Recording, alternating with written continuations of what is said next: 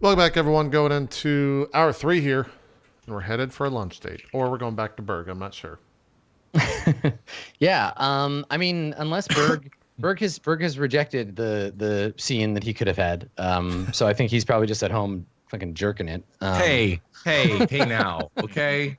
You sound like chat, all right? I Bird wouldn't mean, fucking just like he's supposed to be laying low. What all of a sudden he's this fucking princess I'm not. trick, whatever the fuck. Fine. It's totally fine. It was an opportunity, not like I'm not the kind of GM that's going to be like, I'm going to punish you. She comes to your house anyway. You Fine. made the wrong Yeah. choice. No, you made a choice, and that's fine. I'm just saying you don't have much going on, right? Like It's true. it's nothing to do in the house. No, I I'm get sure it. at some point you'd be like, but meanwhile, where do you go with this woman?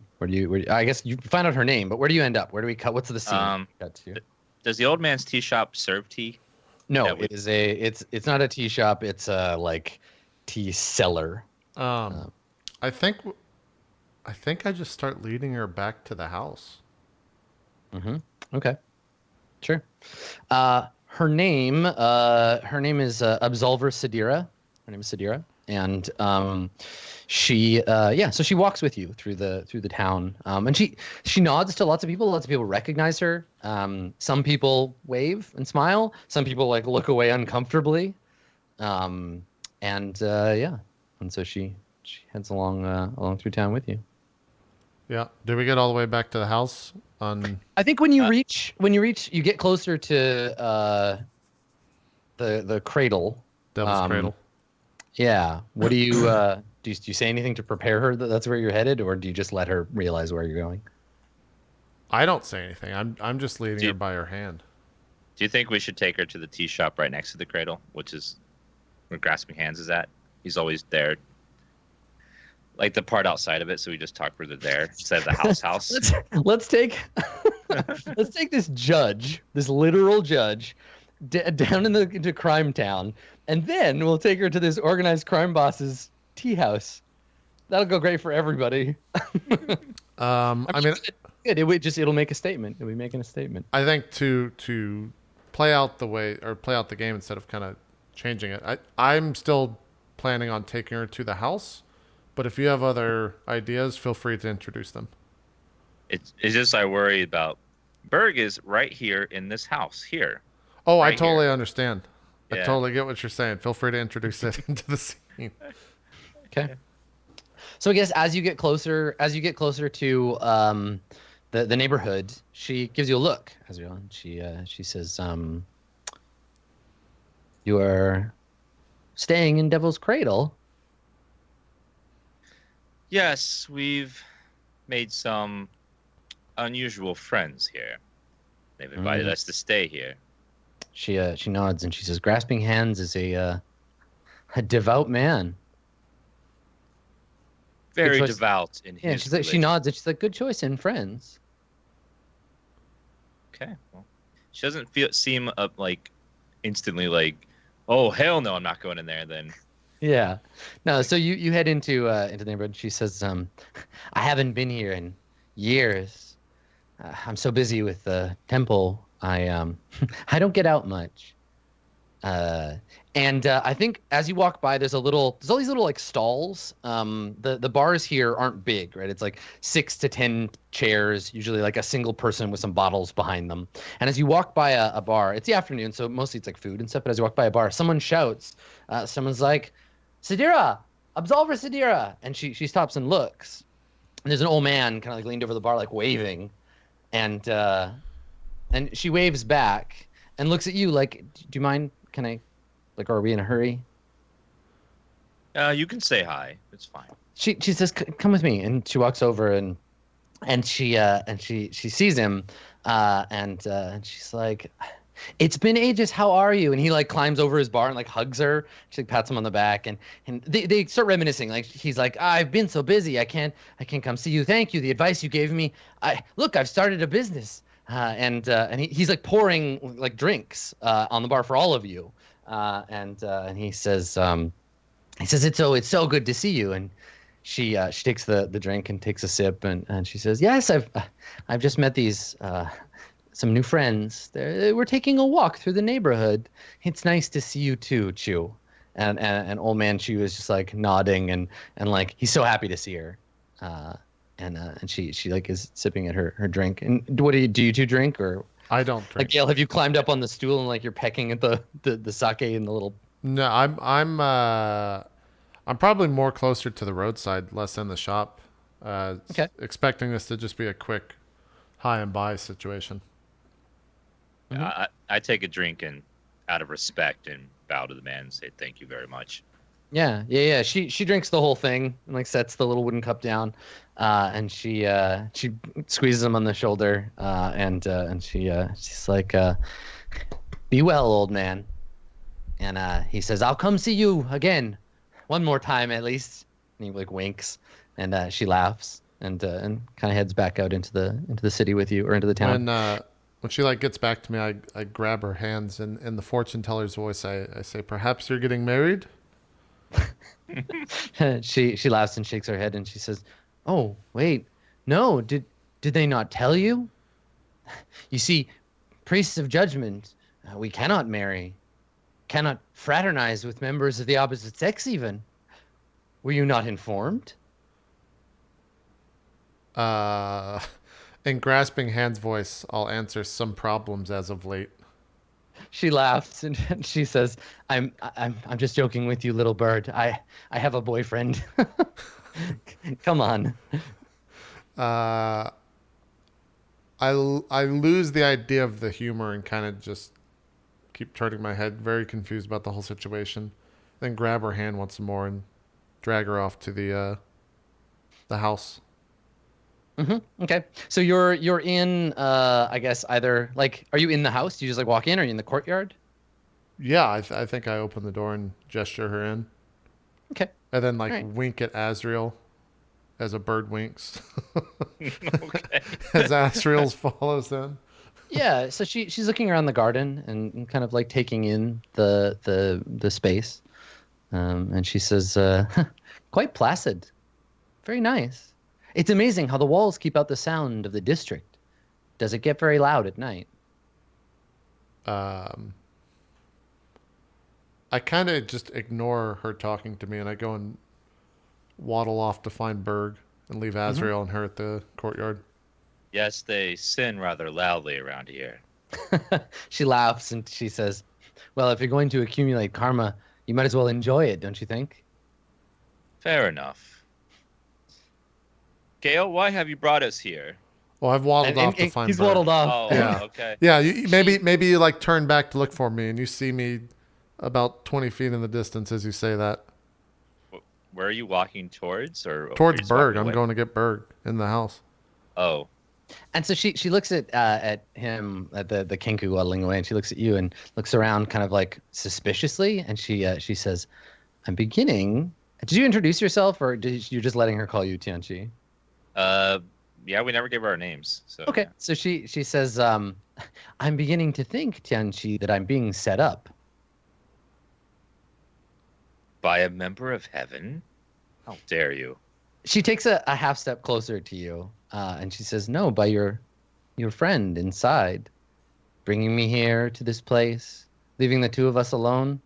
She quirks an eyebrow at you. With hundreds of witnesses that know you're here. You even cleverly went into the bar to make sure that someone knew you were with us. And she says, God, I love this conversation because you're being like so one-sided about it. You're talking about two totally different things. So she says, "Oh, I don't see any witnesses around." Okay. So how do you react? Do you like blush or? Oh, madam. You hear me laugh like a child from about 30 feet away. I hear Azrael. So you start laughing and she starts laughing, and Azrael kind of just like turns gold, I guess, whatever your blushing looks like. And she laughs, she holds her stomach, and she's like, "I'm sorry, do they not go on dates in heaven?" Oh. Well, And she looks back towards the house and she's like, Kenku, they're very clever. And they get into lots of trouble. What is a life without a little bit of trouble? Very true. I believe he's brought you here to introduce you to our friend, as you probably picked up on the reason we came to you.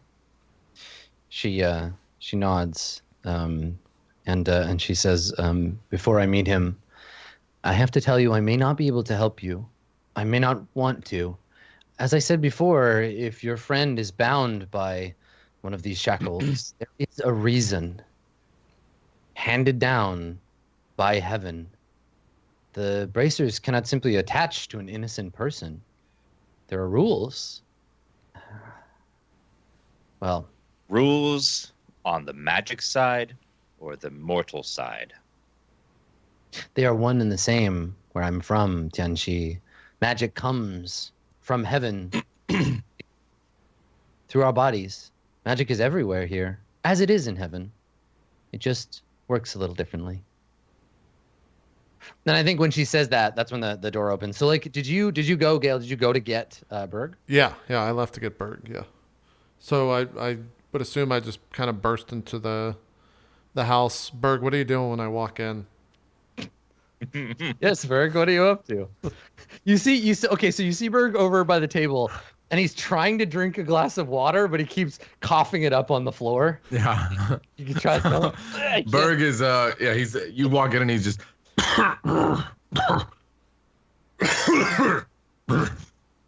drink some water and then fuck that up. I'll say in grasping hands voice, did Berg not make it? I look very worried as I'm hunched over you. Bird? And I answer back, Berg. Did you say did Bird not make it? Yeah. Berg. Oh. Did he send a bird?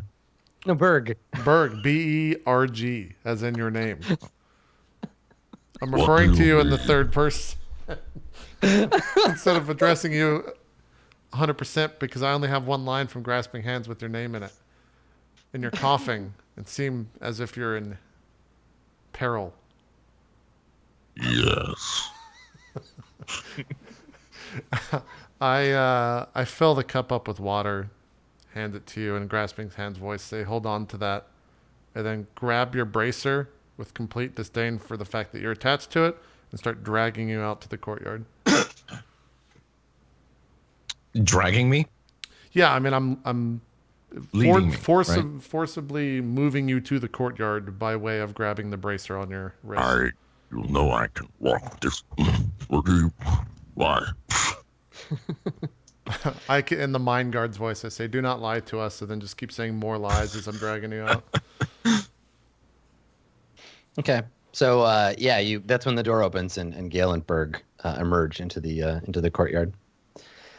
And Absolver Sidira, she looks up at you, Berg. And how have we? I don't think you and I or the game at large. I don't know if we've talked about this. So let's establish now.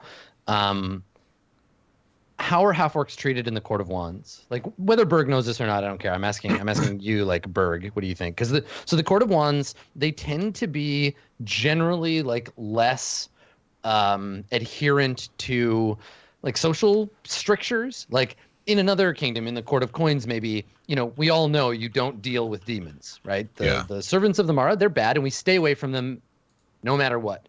In the Court of Wands, maybe they are dangerous, but they have lots of magic to control those sorts of things. And so, binding demons to do their bidding, binding elementals and stuff, is maybe more common. There are less dwarves in the Court of Wands as well, so that's something to keep in account. What do you think? That's how they treat half-orcs? Yeah, how do they treat half-orcs? I think they're aware of the stigma and the kind of stereotypes that go along with half-orcs, and they understand how everyone else views them, but they try to view each individual with an open mind. On a case-by-case basis. They understand that they could be just a dirty, savage, slave, and they might just be, a product of their circumstances bringing up. But some of them sometimes, can be different. So I think they try to keep an open mind about it, but they are very much still aware of how everyone else in the world treats them. Right. Yeah. Yeah. I think that they treat them in the same way that they would treat like any other person that might be like a criminal or who has done a bad thing. Just the half orc didn't choose to do this bad thing, but obviously they wouldn't have been born a half orc had their karma been cleaner before they were reincarnated. But look, everybody goes through some shit. Some people, their burden is to be a half orc. Some people's burden is to have a social maladjustment issue. All right, so they treat it a little more cerebrally. Okay, I think they would view them as other Klingons view Worf in Star Trek Next Generation, in that his father did some shit and he's got a little bit of like a tainted family, right. name. It's not your fault you're a half orc. Exactly. But you're still not quite as like you could be better.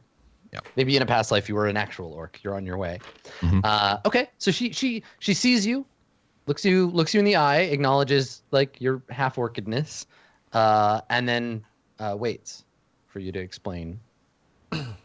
Yeah, when I finally reach within 5-6 feet of the two, I reach out and grab her hand, and then take her hand and Berg's hand and put them together.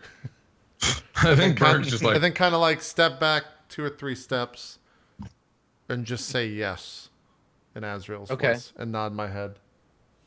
Berg's just looking at everybody like, Berg, What is going on?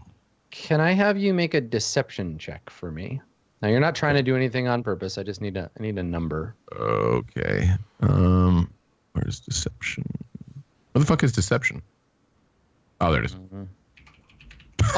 Wow. Oh my God. Wait, really? It's a couple of zeros. Holy shit. How? That is Damn. so You unlikely. rolled a 2 on both of them, and you have a negative Double 2 in zeros. deception. Because I have a negative 2. That didn't act. That's not Double? actually a fucked up thing. I That's think not. No, that's actually real. It both on 2 d20s. I rolled a 2, and both got shot down to -2 to be 2 zeros. Is your What? Yeah, It could be worse. I could have rolled double -1. Is deception Okay. based on wisdom? Deception is based on charisma, I believe. His Yeah, charisma which is I do only not have much -1 of. though. Where's the other -1 come from? I have a -2 to charisma. Yeah. Oh, then your Yeah. stats are wrong on mine. Whoops. Yeah, I mean, sorry. So you reach out for her hand, and her like palm, I guess the edges of her fingers brush the side of your hand as her palm goes to touch yours, and she's like, yeah, and like pulls away, and looks at you like she's just like touched something hot, and she's like kind of holding her hand, and she shakes her hand slightly, and like looks at you, Azrael, like what is this? She makes a sign, I think, like a quick sign to like ward off evil. What? And like touches the side of her face and her eye in the shape of like a crescent. Just by touching his hand?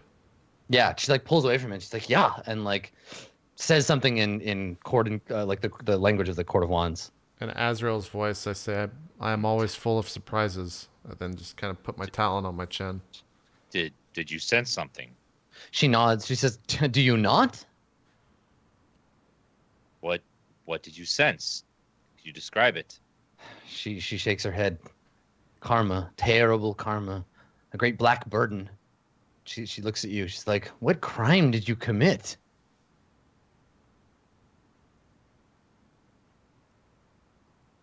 Have you ever heard tales of? Oh, have you Bird ever was heard- gonna talk. Oh, Go. have you ever Everyone heard, awkwardly looks at each other like, what do we say? Yeah. Have you ever heard of someone in the throes of rage turning into something else, even briefly? Just pure rage. She nods. Of course, there are many such tales. Someone's lower soul taking over their body. Murderers use it to blame their crimes on a moment of possession. Often it's nothing more than that, a lie. What But happens? This is real. There is something very, very dark hanging over your friend. I don't feel evil. She shakes her head. Not so simple as that. Not evil, but dark, hungry, powerful, born of She's like scowls. Something that sucks the life out of something else, maybe. She shakes her head. I'm not an exorcist. I'm just a judge. What you have inside you is. She like takes a nervous step back, like she thinks it's gonna like hurt her. It's fine. I won't harm you. She shakes her head and she's like, "It's not what you're not what I'm afraid of. It's your passenger. Are you saying whatever's inside?" A Something's- dark passenger. something's latched onto his soul? She shakes her head. She says, "I do not know. It was a brief flash.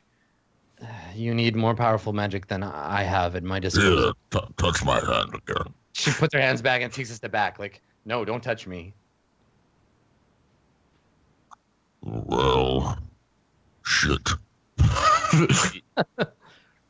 He has always been a little different ever since we came back from a ruin.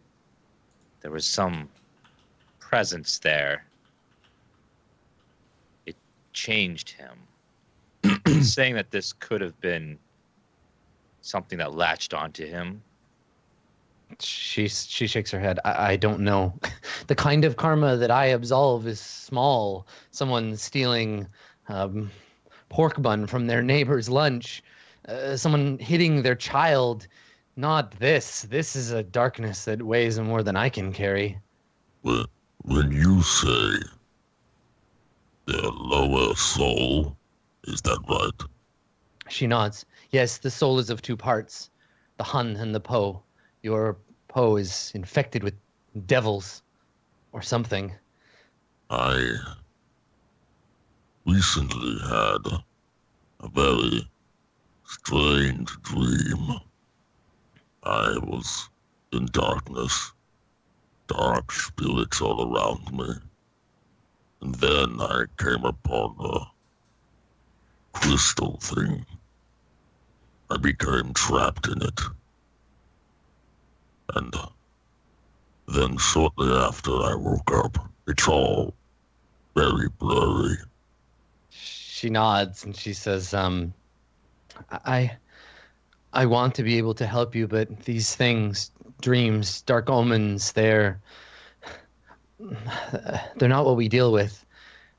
If you know what you have within you, perhaps a greater priest of judgment could exercise it, but your friend, and she looks to you, Azrael, your friend is possessed of something dangerous and powerful. You need a priest of the moon. They'll be able to see what I cannot. And for the love of all the gods, by the fountain, you cannot let him die. And you can see like she's getting like actually like quite upset. Like she's pale, she's breathing hard, her eyes are like welling up a little.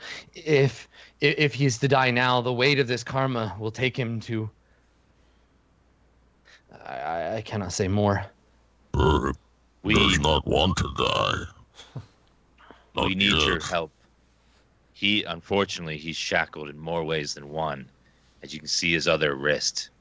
She looks down and she says, that shackle means nothing. It holds his body in place. I fear for your mortal soul. If you were to return to the wheel with this darkness on you, you could corrupt not only yourself, but those around you. This is the will of the Mara. I'm sure of it. I know you can't help with this thing latched onto his soul, but the bracer you do have some knowledge about. We need this off of him to get him out of the city. Because you know, as well as I do, that the poster's around. We need him to be free in order to deal with this Mara situation. Now you guys say its name. She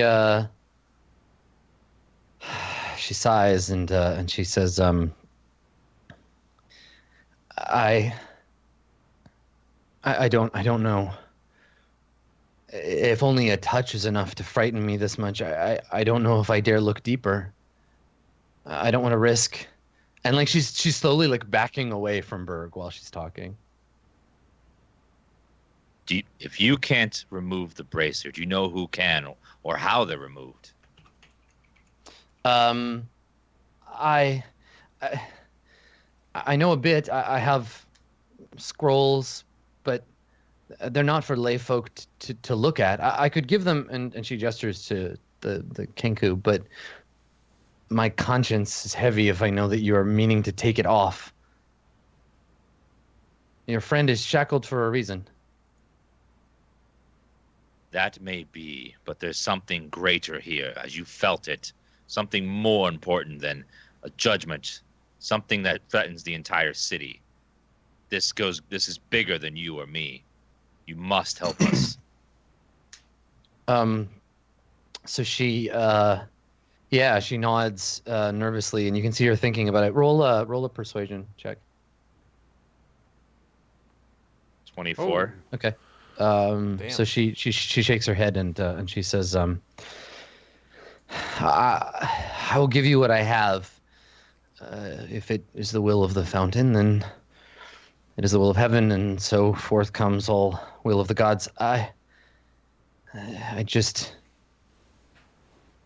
and you can see she's like kind of overwhelmed, like she's in over her head.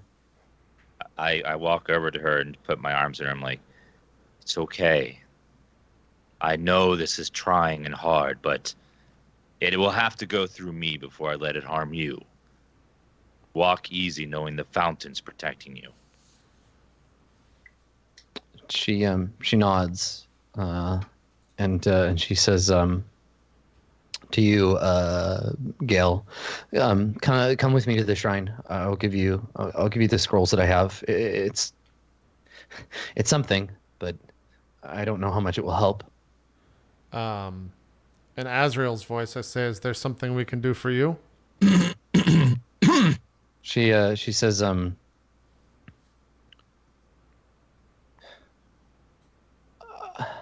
no, just leave me be to do my job.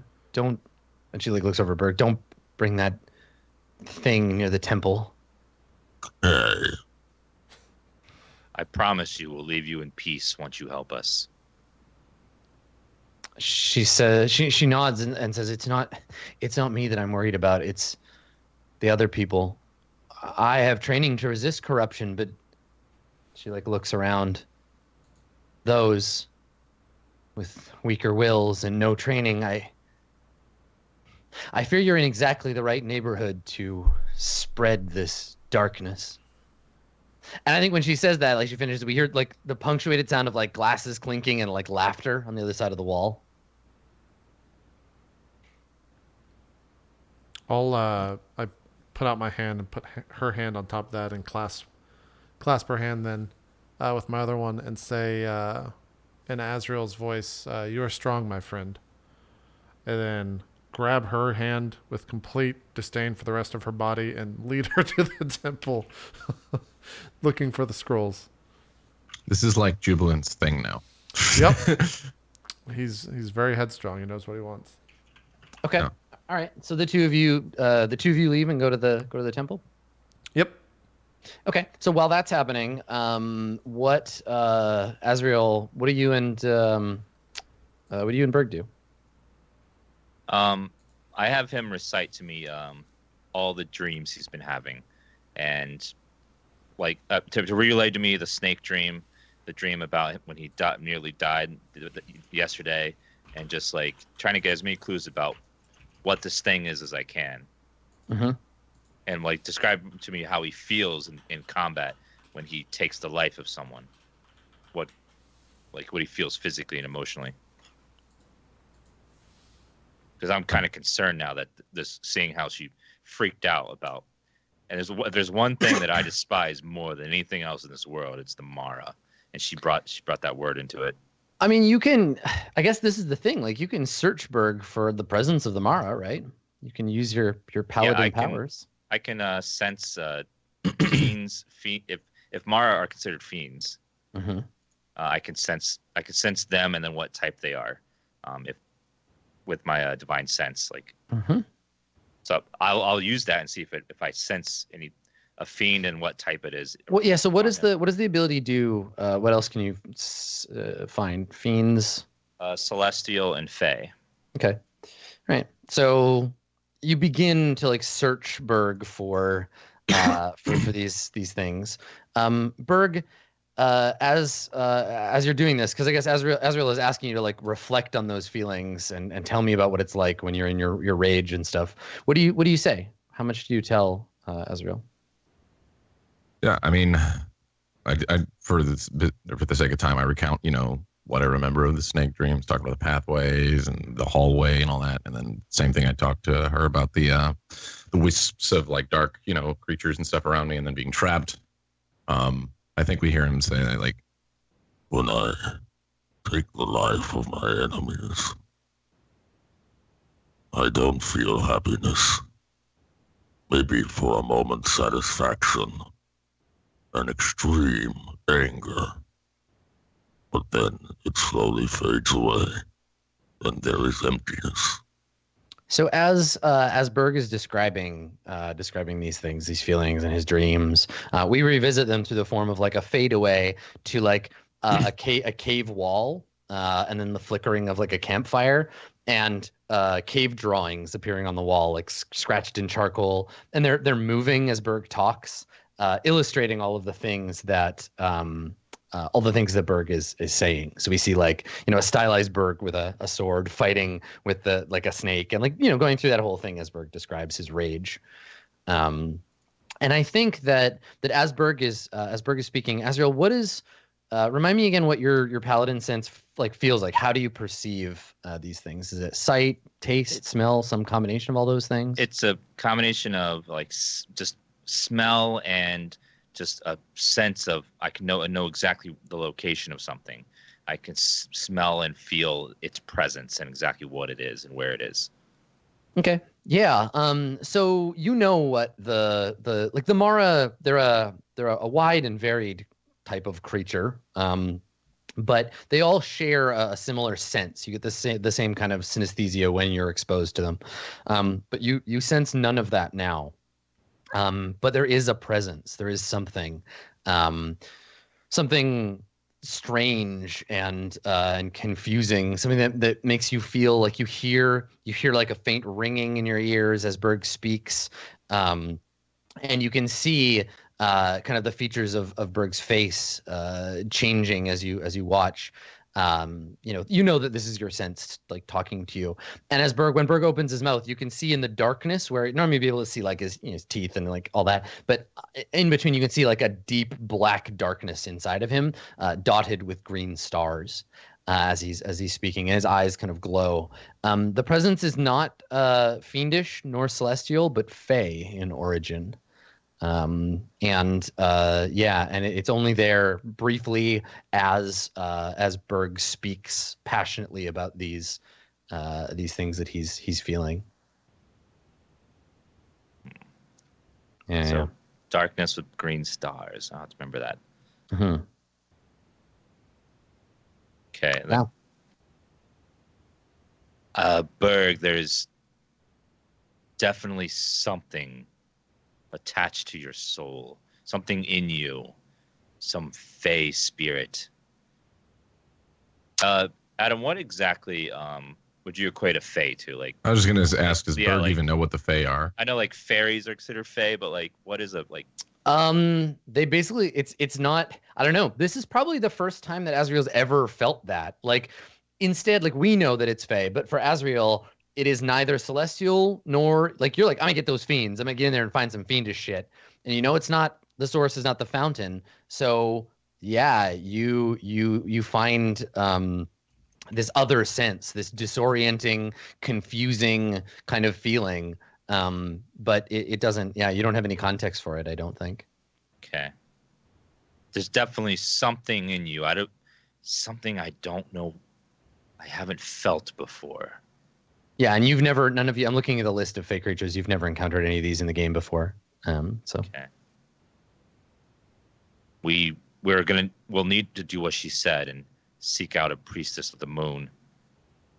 This is something that I know you asked me to kill you if I had the chance, but we cannot let that happen. I don't like this. How did this happen? It had to have been the crystal creature. It's the only thing I can think of. Ever since you touched it, you've been different in battle. It has given me strength, though. Or Life. has it given you a curse? Mm, Magic never comes at a light cost. You may have traded your very soul for this power. I still expect you to hold up to what you said you'd do. If I am to be a slave, or walk among this world as a shell, you kill me. It's what's inside that shell that's most important right now. We have to figure out what it is, and more importantly, how to get rid of it. Then you can have any freedom you want, even death. But until that time, you must stay alive. Your body is all that's containing this thing. It's attached to your soul, and if your soul leaves your body, it goes with it. And who knows what it will do. Well then, I guess we can be thankful I'm hard to kill. This is very true. You've survived blows that would kill a mortal man, but somehow you hold yourself together. That is not from the evil inside me. That is from me. It's from the very strength that granted you freedom from slavery, the strength that made you escape your jailer. It's this passion inside you that prevents you from death and chains. That keeps you alive. Well, let's do our best to rid me of this evil. Very well. Hopefully, this priest can help us remove this off your wrist. Yeah. So we cut over to back to the shrine, and Jubilant Blackgale, the absolver, Sadira, she has a handful of like scrolls that she's passing to you, and she says to you, she says, we serve the same force in the Arcana. It is our job to be sure that souls are ready to join with the world before they rejoin the cycle. Your friend, I have to tell you, I fear that if his soul is allowed to return to the Great Wheel, he could. It's unthinkable. And she like scowls. Do you say anything? No, I think I just keep maybe slow down when I'm like grabbing the scrolls that she's tossing me and like show that I'm listening, but I'm more focused on the fact of getting these scrolls.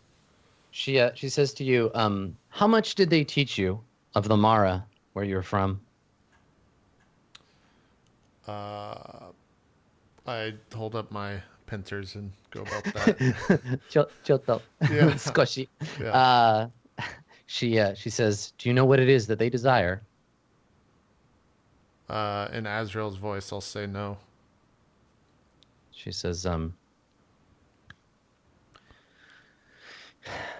the Great Wheel exists to purge us of our karma. We are born without it. We accumulate it through life. We are absolved. And when we die, we return to the cycle, each time having learned lessons so that we might ascend to find nirvana, to join with the fountain. Your Tianqi friend must have mentioned this. In Golden Fist Princess's voice, I start to say, I piss in that, and then think better about it and kind of trail off. And maybe like lose track of something shiny. Yeah, and then focus back. She shakes her head and she says, there are some who think that we should devote ourselves to the fountain directly. They have many names. Wizards, mostly they are called. They draw their power from the fountain without any regard to the journey of the soul. It's dangerous stuff and impious. Yes, the fountain's magic can be harnessed, but it shouldn't be. Not without the arcana. They give us morals, guidance. The Great Wheel is the only reason civilization exists. She sighs. It's also what makes the fountain unassailable. The wheel protects heaven, surrounds it. Without the arcana, heaven is in danger. This is what the Mara want. To break the wheel. With the wheel broken, they wish to corrupt the fountain. I fear, and she looks seriously at you, I fear that if your friend dies and is returned to the wheel, he'll carry that poison with him. The Mara are insidious. If they cannot break the wheel with force, they will try to make it come apart from within. This is why he cannot be allowed to die. You understand, don't you? Yeah, for the first time, I'm like fully focused on her and nod.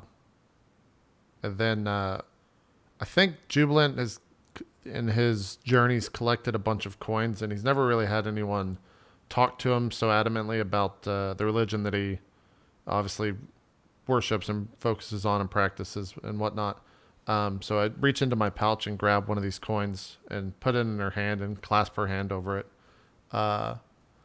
And then whose voice was it? I think it's Azrael's voice. Say, hold on to that. She takes it and looks at you. She laughs. She says, "Thank you." And as she's placing it in her pouch, she kneels down and like looks you right in the eye, right? Because you're shorter than her. She kneels a little and looks you in the eye. She says, "Your friend is very lucky," and she puts a hand on your shoulder. Not because he travels with an angel of heaven, but because you are there to guide him. Remember, our job is not simply to pass judgment, to bring reckoning, though, and she looks at your armor and your weapons, certainly you seem to have a talent for it.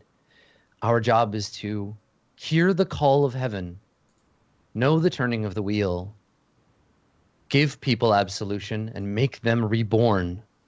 The only thing left in the stages of the arcana past us is the world itself. When the time comes, I hope that you will be able to help your friend to be reborn, to give him absolution. She sighs and stands up. She says, "I don't know if you believe in fate, but it sounds like you're with him for a reason." Grab the last scroll and put it in the pouch. And I start to say something, but I really just want to. You see a lot of struggle in Jubilant in his face or in his beak. He wants to be able just to say words because he did it so easily before, and now he can't. So he just kind of like lets out a long sigh and nods. Starts to walk back towards the exit of the room. She stops you, and she says, seeing your frustration, she says, "This limitation that you have, speaking only with the words of others, I think for you, it may be a blessing. There are those who only hear logic in their own voices. I'm thinking of your paladin friend. There may be a time when you need to convince him of what is right. I believe in you." She kind of gives you a smile. Does she still have the coin in her hand? No, she's like tucked it into her pocket of her robes. I'll annoyingly reach into her robes and grab the coin back and hold it in front of her face with like with my beak kind of open in a happy way and cast light on the coin. Mm-hmm. And then once again, like put it into her hands, clasp it, And in Azrael's voice, I'll say, "This will save your divine soul." She smiles and bows to you. Yeah, I bow back. Okay. And I'll walk out and leave towards the house. Okay, sure. So Gale, Azrael and Berg, do you do anything before Jubilant Black Gale comes back? Also, if you don't already have it, everybody take inspiration. Yeah. Yeah. That's the GM saying you to. Good RPs, y'all. We're learning things about your character. Okay. So what are we gonna do? Anything before he gets back, or is the next scene with all three of you? I think that whole scene took as long as it took to him to come back to us. So Yeah, we were Just probably as we talking while he finish, was. All right, sounds good. So yeah, you come back. You come back to the house, and what are you gonna do? I mean, the second I get I probably like walk hastily, if not run back to the house. Open the door, rush inside, close the door, lock the gate, and start heading back to the actual building. Mhm. Probably open up the door, whatever table they're sitting at. I just kind of start rolling the scrolls down. Okay. Once he walks into the actual house, the building part of it, Berg like grabs the sheet and holds it up to him. Like he wants to The sheet. put it on me. The bed sheet or whatever you put on me. Oh. He, Just as like kind of like joking around, like yeah, when you hand it to me, I'm like so focused and so intent that I just like hit your hand out of the way. And it's probably the first time that you've ever seen me do, or in recent days, because I've been so docile with your hand, grabbing and whatnot. But yeah, I'm just super focused on these scrolls right now. Yeah. I'm gonna try to decipher through them and read through them, see what they're saying. What did she give you? What are these scrolls? I point to Berg with one talon and look at Azrael, and then Azrael's voice say, "This will save your divine soul." And go back and continue reading. Okay. Arcana checks. Arcana checks all over the place. Whoever is studying. Well, I will do guidance on Clearly, me. it will be Berg. No. I will try to help Gale study the scrolls. Okay. Arcana's so bad for me. God damn it. All right, It's here's bad the for roll. all. Mine's a negative We one. all have low. So We all have zero. and- We're a stupid party. I'm the only one that has Yeah. zero. Really You're trying all- hard. You're all wise and charismatic and strong, but you can't be everything. Yeah. Oh, I fucking credit. Jesus. Oh yeah. All right. So It's I will even tell you higher the- though. It's a 21. I'll tell you the most important thing first. It's not enough. It's half of what you need. Okay.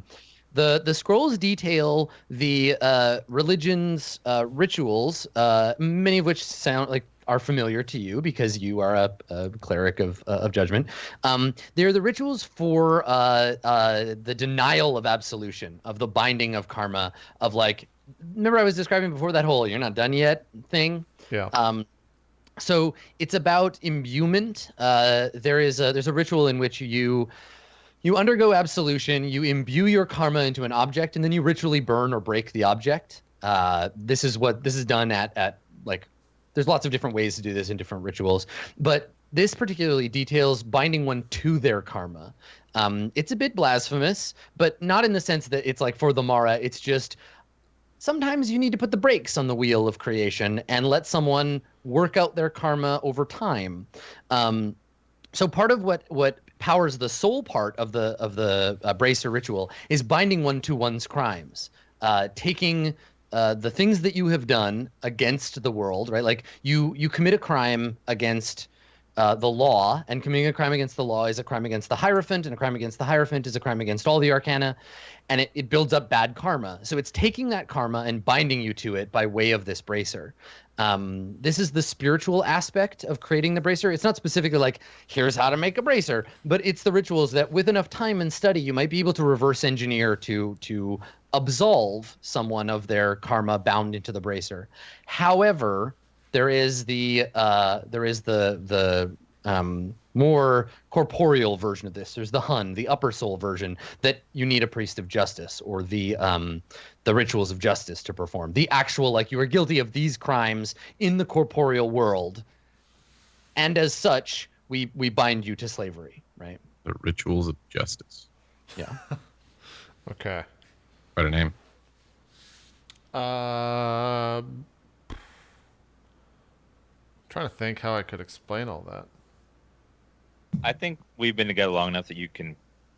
I've gotten used to like. Well, I mean, you said you helped translating all your me, stuff. so we probably Yeah, I'm figured it out okay with together. I'm okay with the conveyance just passing between you. Yeah, so we figured it out together. So yeah, I just kind of sit back on the table, exhausted. Yeah, and so how long have you worn the bracer, Berg? Not that long, right? Like, as long just before we knew you, or how many missions did you do for Kukrit before we met you? I think I did one, probably just one before, because I was added on to the others. Right, I was introduced as like a separate guy.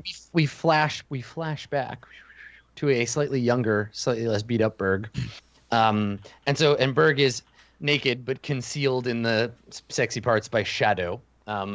You're kneeling on an altar. You have your hands up on the altar, and the bracer is lying, I guess, like open. You have one wrist in the bracer and it isn't closed. And there are two figures. You can't see them because they're wearing masks. One of them has these big, like angel wings, and a crown, like a golden crown, and it has no face. They've got a mask on that you can't see, just like a flat mask of like a plain looking white face. And then the other is a woman in long red robes, also wearing a crown and holding a sword and a scale. And the two of them are doing this kind of like Tuvan throat singing like chant where you can hear them like breathing and their voice like vibrating, and we can see the bracer like slam shut over your wrist. And next to your other hand, there's a scroll lying on the stone altar, and it burns up as the bracer closes. The bracer like sends a searing pain through your whole body as it shuts. How does Berg react? Do you cry out in pain, or do you like grit your teeth as it binds you to your karma? I think Berg tries to grit his teeth and go like, and then ends up just letting go because the magic's too powerful and it just fucking overpowers him. He's just like, yeah, and the two priests just watch over you as you kind of like collapse to the floor, and then we see two dwarven guards step up out of the shadows and like pick you up and kind of drag you off.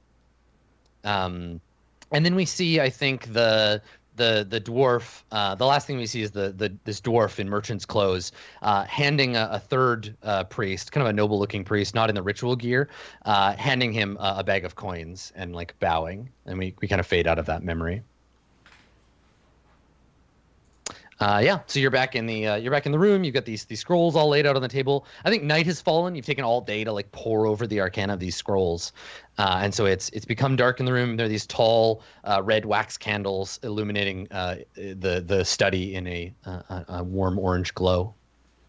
All right, well, I think this is a good place for our final break then. Perfect. Yeah. Cool. All right, we'll be right back. Don't get away. The final hour comes up right after this. We'll see you guys in just a bit.